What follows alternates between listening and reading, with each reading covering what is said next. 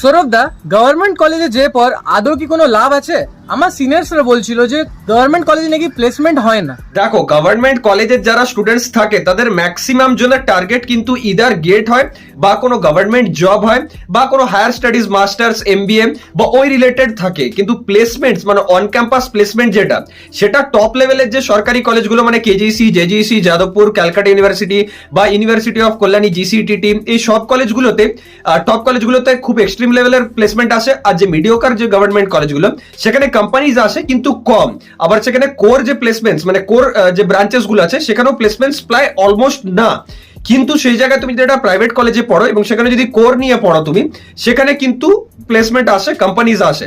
মানে আমি ওভারঅল এটাই বলতে চাই যে দেখো, তুমি যদি টাকা দিয়ে পড়ছো তো তার মানে ওই টাকাটা তোমার হেল্প করছে প্লেসমেন্টটাকে গ্র্যাব করতে গিয়ে। বাট তার মানে এটা নয় যে সরকারি কলেজে যদি তুমি ফ্রিতে পড়ছো তাহলে সেখানে কোনো অপরচুনিটি থাকবে না। সেখানে যেহেতু তোমার টাকা লাগছে না, তোমাকে ওখানে হার্ডওয়ার্ক বেশি দিতে হবে অফ ক্যাম্পাস ক্র্যাক করার জন্য, সরকারি কিছু চাকরি ক্র্যাক করার জন্য বা গেট ক্র্যাক করার জন্য। আই হোপ তুমি বুঝতে পেরেছো কি বলতে চাই। এখানে টাকাটা শর্টকাট, কিন্তু হার্ডওয়ার্ক যেটা সেটা কিন্তু জেনুইন একটা প্রসেস। তো তোমার কাছে এটা পুরোটাই যে তুমি কোন পাথটা অপ্ট করতে চাও। থ্যাঙ্কস আ লট, দেখা হচ্ছে নেক্সট ভিডিওতে। এরকম জেনুইন কন্টেন্টের জন্য চ্যানেলটা সাবস্ক্রাইব করে দিও।